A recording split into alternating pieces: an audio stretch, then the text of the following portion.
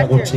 খোঁজ নিলে দেখতে পাওয়া যায় তাদের সন্তানগুলো আয়েশ আরাম করে স্ত্রী পুত্রকে নিয়ে তারা জিন্দেগি যাপন করে। আর যে মা 10 মাস 10 দিন গর্ভে ধারণ করে লালন পালন করে বড় করেছে, মানুষ করেছে, সেই মা রাস্তায় রাস্তায় ভিক্ষে করে।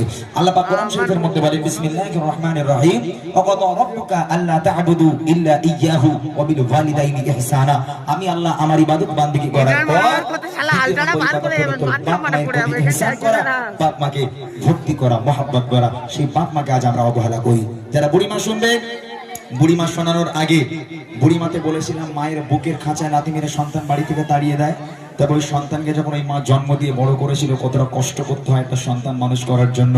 দুনিয়ার বুকে মা কি জিনিস আগে এটা শোনাই, বুড়িমার আগের অংশ শোনাই, তাহলে বুড়িমাটা বুঝতে পারবেন। কবি ছন্দের মাধ্যমে বলেছি, শুনুন। আধার রাতের চাচা তুমি ভুলে গেল,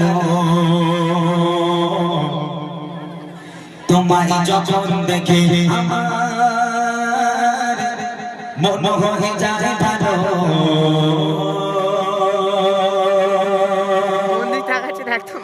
আধার রাতের চাচা তুমি ভুলে গেল, তোমায় যখন দেখে আমার মন হয়ে যায় ভালো। আধার রাতের চাচা তুমি ভুলে গেল, তোমায় যখন দেখে আমার মন হয়ে যায় ভালো।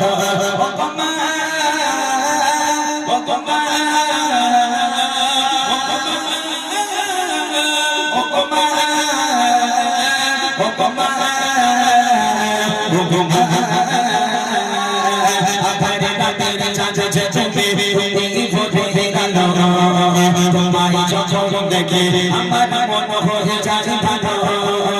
আধার রাতের চাচা তুমি ভুলে গেল,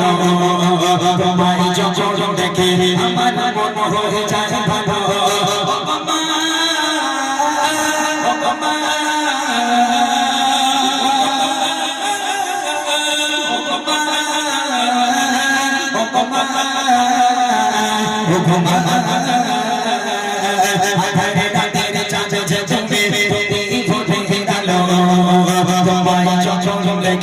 আমার মন হয়ে যায় ভালো।